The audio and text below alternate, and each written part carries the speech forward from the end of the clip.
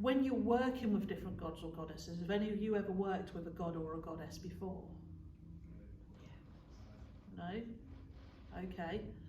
So for me, gods and goddesses call to people. They give you subtle little signs. They give you subtle little things that you see and you feel and you hear. And they can be very, very subtle.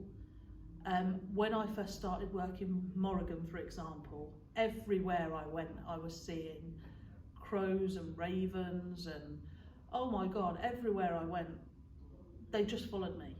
And I remember sitting in the field one day, trying to meditate, and all I could hear was the,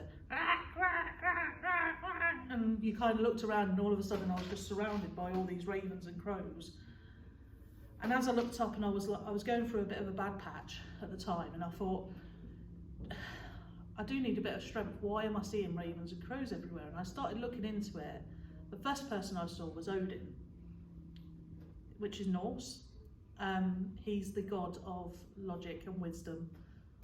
And there's a really good story about Odin, where he nearly killed himself to get the wisdom of the tree, which is quite interesting if you want to look at the myths and the facts and the figures and stuff. And it didn't quite connect up to me.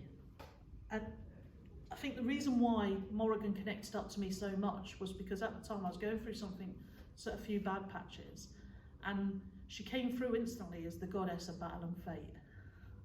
And I was like, do you know what? I am battling at the moment. I am battling, and I know there's something I need to be doing, which is fated.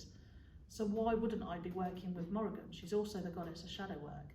So at that time, I was getting all these ravens, and Morrigan was the second deity to pop up when I was researching about which deity was calling me. And it wasn't just that, it was the fact that at the same time when I realised it was Morrigan, I felt so clear-headed all of a sudden, and I felt so clear, and I felt so protected straight away.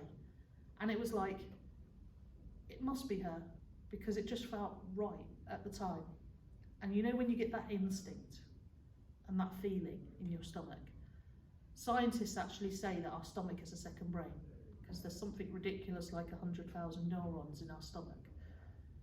Nerve endings or neurons or something they call it, in our stomach, which gives you little pulse points into the rest of your body, which is why when you worry about something, you feel sick to the stomach.